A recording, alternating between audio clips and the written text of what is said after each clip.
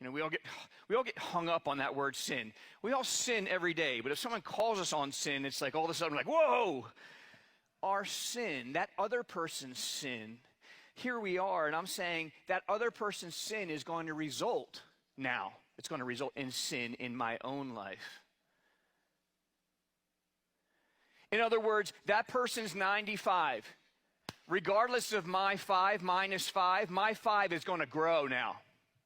Because now we're at it. It's like me and you. Now my 5 begins to grow. It begins to multiply exponentially. Frustration squared. Resentment cubed. My own anger starts to tower to the 10th power. And now things are just out of control. And now we're both out of the will of God. If I don't deal with the tension and the potential unforgiveness, I'm leaving my own heart exposed. If I leave it unconfessed,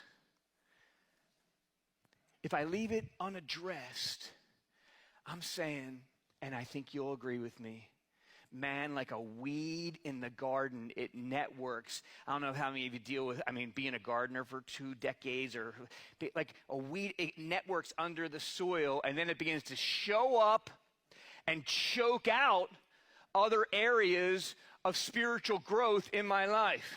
Say show up, choke out, right?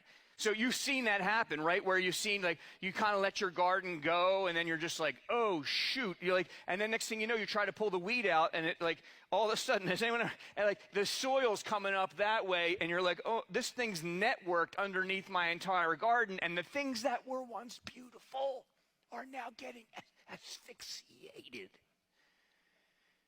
And you can't just ignore it.